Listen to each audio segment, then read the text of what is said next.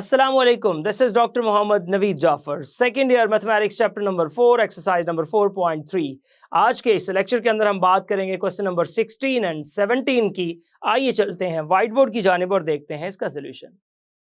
जी, तो इस लेक्चर के अंदर हम एप्लीकेशन बेस्ड कुछ क्वेश्चंस करेंगे जिसमें आपको रियलिटी नजर आएगी, एक स्ट्रेट लाइन को रियल लाइफ में इस्तेमाल करते हुए। आप क्वेश्चन की स्टेटमेंट पर जरा गौर कीजिएगा। कहता है कि एक दूध बेचने वाला जो है 560 लीटर जो दूध बेचता है वो, और उसकी कीमत होती है 12 रुपए 50 पैसे के हिसाब से। फिर क्या करता है, 700 लीटर दूध बेचता है और उसकी जो कीमत होती है वो 12 रुपए के हिसाब से। अब होता क्या है कि वो कितना दूध बेचेगा 12 रुपए 25 पैसे के हिसाब से। ये आपका क्वेश्चन है। सॉल्यूशन पे जाता हूं और सॉल्यूशन में जाहिर सी बात है, यहाँ पे दो चीजें, एक आपके पास जो है वो लीटर ऑफ मिल्क को रिप्रेजेंट कर रहा है कि कितने लीटर बेच रहा है, और दूसरा प्राइस। तो मैं यहाँ पे अगर ये सपोजिशन ही कर लूं कि let number of litres of milk be, अब हम उसको इस तरह से रिप्रेजेंट कर लेते हैं कि जो number of litres of milk होता है वो आपके पास कितना है, देखिएगा, ऑफ मिल्क, उसको मैं कह देता हूं कि let's say that denoted by L, उसको मैं डिनोट कर देता हूं एल के साथ।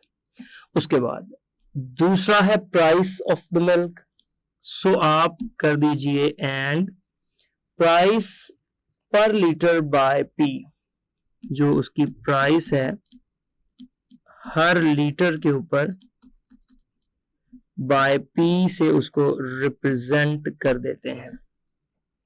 अब देखिए, इसके मुताबिक आपको कुछ दो पॉइंट्स यहां पे बनेंगे, वो दोनों पॉइंट्स आप लिख लीजिए।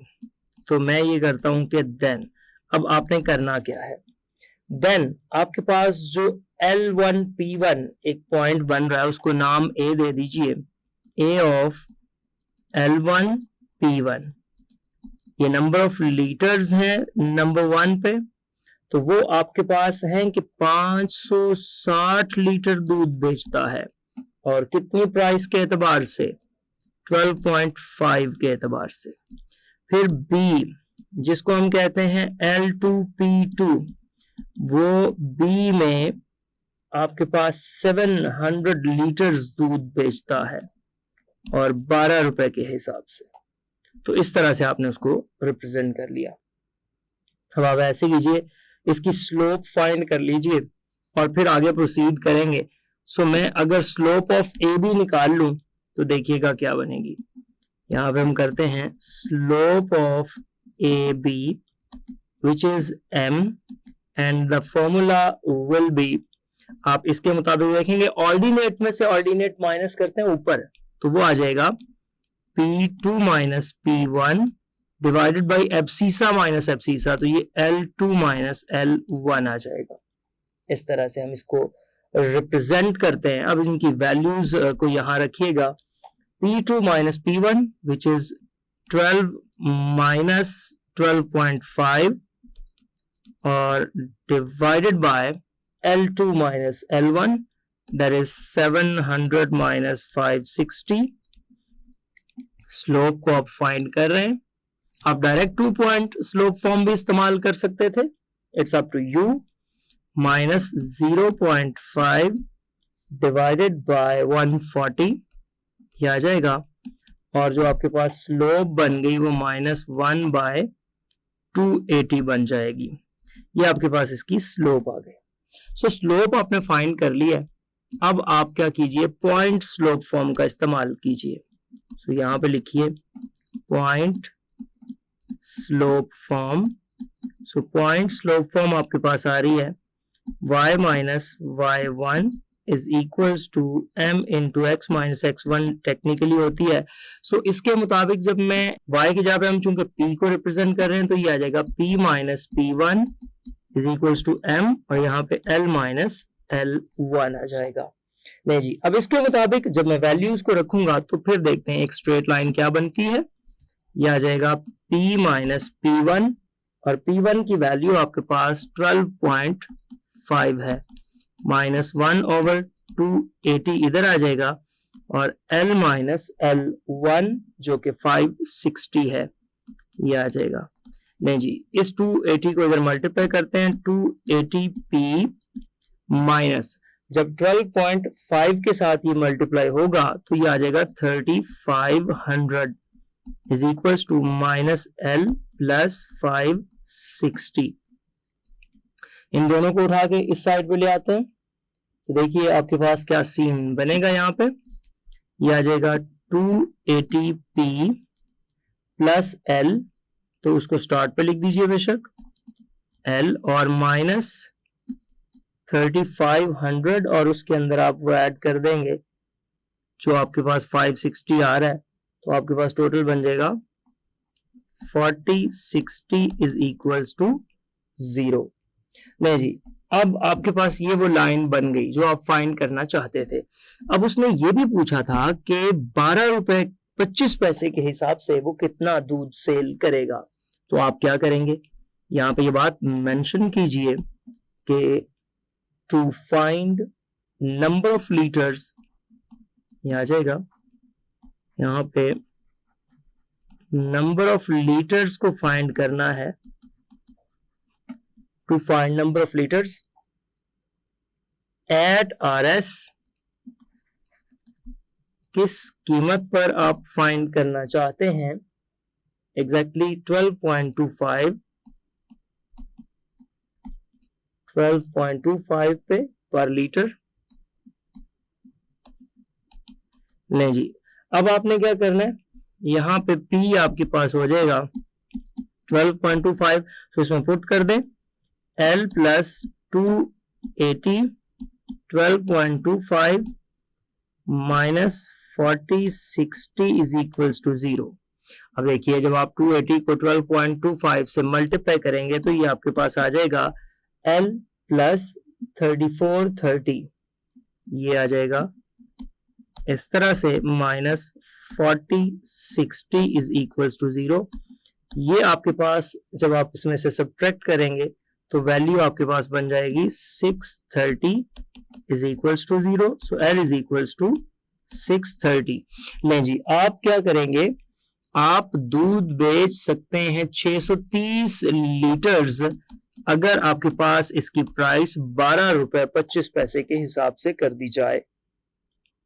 अब हम इसी चीज को लेके अपने नेक्स्ट क्वेश्चन नंबर 17 की जानिब चलते हैं और उसको देखते हैं जी। तो क्वेश्चन नंबर 17 बड़ा एक इंटरेस्टिंग क्वेश्चन है। कहता है the population of the Pakistan to the nearest millions was 60 million in 1961 and 95 millions in 1981 using T as a number of years। अब इस बात को यहाँ पे आप ऑब्जर्व करते जाइएगा, जो जो वैल्यूज है उनको हाईलाइट करते जाएं कि 60 मिलियन in 1961, 95 million in 1981, 1961 के अंदर क्या पॉपुलेशन होगी आपके पास, जो भी ये स्ट्रेट लाइन बनेगी। अच्छा, यहाँ पे आपने ये करना है कि फिर 1947 की और 1997 की पॉपुलेशन को भी कैलकुलेट करना है। अब इसके सॉल्यूशन के अंदर भी बिल्कुल जिस तरह लास्ट आपने देखा 2 वेरिएबल्स यूज हुए, यहाँ पर भी 2 वेरिएबल्स है। अब एक वेरिएबल जो है वो क्वेश्चन के अंदर गिवन कर दिया गया है, ये आप जरा गौर कीजिएगा, T as a number of years. So आप सबसे पहले यही बात लिखिए, given that T as a number of years, ताकि ये बात क्लियर हो जाए कि आप उसको Y सपोज ना कर लें। ये नंबर ऑफ ईयर्स को रिप्रेजेंट करता है। दूसरा पॉपुलेशन है, सो जाहिर सी बात है कि let P denotes the population, ये पॉपुलेशन को जाहिर कर रहा है यहाँ पे। सो हम उसमें पॉपुलेशन को ये कह देते हैं, ये आपके पास पॉपुलेशन की बात हो गई। नहीं जी, अब आप क्या करेंगे, वही 2 पॉइंट्स उसी अंदाज से आपके पास बन रहे हैं, वो 2 पॉइंट्स बनाइए और उसको फिर प्रोसीड कीजिए। सो मैं यहाँ पे पहले ये करता हूँ, आपके पास जो पहला पॉइंट बना लेता हूँ, लेट्स से दैट वो A है। और उसको मैं कहता हूं P1 T1। ए के अंदर पॉपुलेशन कितनी है और किस साल में? आप देखिएगा आपकी जो पहली पॉपुलेशन है वो ये है कि आपकी 1961 के अंदर पहले कितनी पॉपुलेशन है? 60 मिलियन इन 1961। फिर जो वो अगली बात करता है, उसने ये कहा था population of the Pakistan to be the nearest was 60 millions in 1961 and 95 millions in 1981। तो दूसरा पॉइंट आप सपोज कर लीजिए B P2 T2 और B आपके पास पॉपुलेशन जो है वो चेंज होके 95 मिलियंस पे चली गई और 1981 में चली गई। ये आपके पास आ गया। लो जी, अब बहुत आसान सी बात है कि हमने इसको किस तरह से प्रोसीड करना है और इस अंदाज को हम लेके चलना है आगे जी। तो इसके मुताबिक अब आपने क्या करना है, यहाँ पे 2 पॉइंट स्लोप फॉर्म का इस्तेमाल करना है। सो फिर देखते हैं क्या सिचुएशन बनती है 2 पॉइंट स्लोप फॉर्म के मुताबिक। यहाँ पे टी जो है वो ऑर्डिनेट बन रहा है, बेशक आप पहले अलग से इसकी स्लोप फाइंड कर लीजिए जो हमारा प्रोसेस है और फिर आगे मूव कर लीजिए जिस अंदाज से आपको सूट करे। सो अगर मैं स्लोप की जानिब जाऊं तो ये आ जाएगा T2 minus T1 divided by P2 minus P1 is equals to ये T2 क्या बन रहा है आपका 1981 minus 1961 divided by 95 minus 60। सो आप इसके मुताबिक जब देखते हैं तो आपके पास एग्जैक्टली बन रहा है 20/35 और अगर हम इसको कैंसिल कर देते हैं तो ये आपके पास 20/35 करने की बिना पे 4/7 आ जाएगा। जी स्लोप आ गई। अब स्लोप आने के बाद आप इसको 1 point slope form of an equation से सॉल्व कर देंगे तो पॉइंट स्लोप फॉर्म का इस्तेमाल कीजिएगा, ये आ जाएगा पॉइंट स्लोप फॉर्म है। अब देखें वैसे टेक्निकली होती है y minus y1 is equals to m into x minus x1।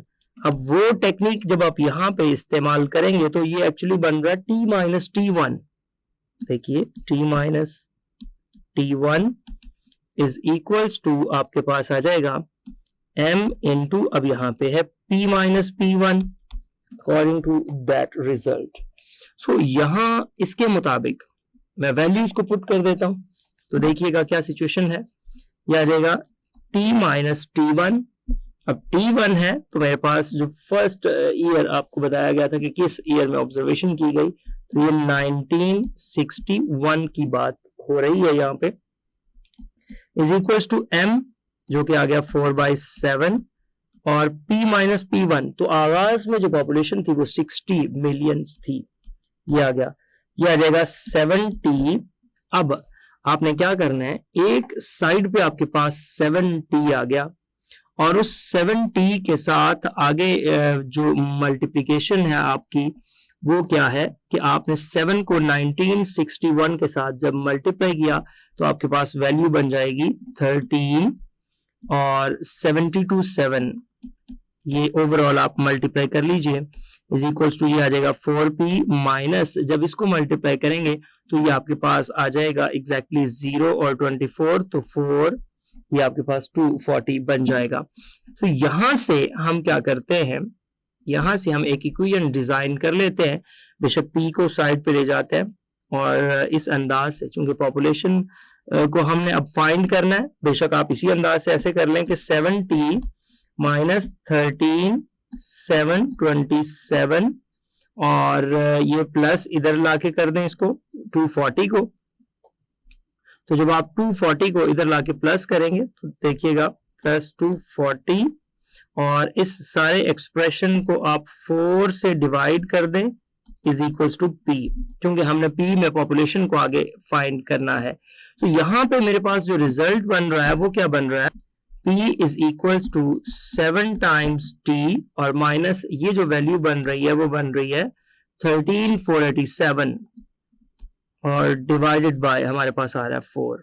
नहीं जी, ये वो इक्वेशन है जो आपने यहां से फाइंड करनी थी। अब इस इक्वेशन की मदद से हम क्या करेंगे, इस इक्वेशन की मदद से हम पॉपुलेशन को कैलकुलेट करेंगे जो 1947 में थी, और फिर पॉपुलेशन को कैलकुलेट करेंगे जो 1997 में थी, और इसी अजम्पशन के तहत अगर आप चलते जाएं और आज की पॉपुलेशन को आप कैलकुलेट करना चाहें तो आज आप इसकी जो मौजूदा ईयर है इसको जो है इसके अंदर पुट कर दीजिएगा, तो आपके पास इस अजम्पशन के तहत आज की जो पॉपुलेशन है वो आपके पास आ जाएगी। सो अभी के मुताबिक यहाँ पे अगर मैं बात करूं तो नाउ एट, मुझे जो टी यहाँ पे मेंशन किया गया वो है 1947। सो 1947 के मुताबिक जब मैं चलता हूं तो मेरे पास क्या आ जाएगा, अगर और कीजिएगा, ये आ जाएगा P is equals to 7 times 1947 minus 13487 divided by 4। नहीं जी, अब इसको कैलकुलेट करते हैं और बताता हूं आपको क्या रिजल्ट आता है। जब आप P को इससे 7 को मल्टीप्लाई कर रहे हैं तो आपके पास आ जाएगा 13629, ये है 13629 माइनस 13487 और डिवाइडेड बाय 4। सो आप यहाँ पे कैलकुलेशन करके जब आप रिजल्ट बताते हैं तो आपके पास ओवरऑल कैलकुलेट करके अगर मैं आपको आंसर बता दूं तो ये 35.5 इसका आंसर आ रहा है, और चूंकि ये मिलियंस के अंदर है तो आप बता दें कि इतनी आबादी जो है उस वक्त थी जब आप 1947 में थे अकॉर्डिंग टू दीज assumptions। इसी तरह अब जब आप 1997 की बात करते हैं सो उसकी आबादी बताते जाते हैं। Now at T is equals to 19, आपके पास आ जाएगा 97। So which implies that P is equals to, ये मेरे पास बन रहा है ओवरऑल करने से, मैं जब इसको वैल्यू को पुट करूंगा तो 7 टाइम्स 1997 और इस में से सब्ट्रैक्शन करेंगे हम माइनस 13487 और डिवाइडेड बाय मेरे पास आ जाएगा 4। नहीं जी, अब क्या आ जाएगा, अब मेरे पास आ जाएगा P इज इक्वल्स टू, देखिएगा ये जब मैं इसको इससे मल्टीप्लाई करता हूं तो मेरे पास आ जाएगा 13979 और इसमें से मैंने माइनस करना है 13487 डिवाइडेड बाय 4।